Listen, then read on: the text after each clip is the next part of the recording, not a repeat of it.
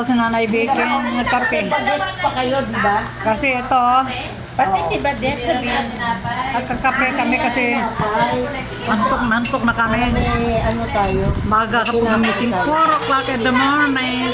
Then ito, ay, antok kape ang aming kape ang paglaban namin para makatulog kami. Ito yung kape.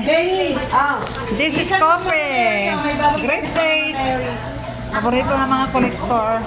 Ay, wow! Ganda!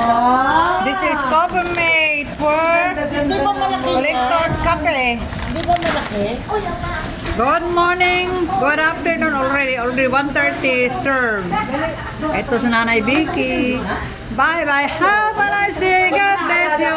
Nanay Vicky sleeping beauty now. Drink coffee. Thank you, bye bye, God bless you.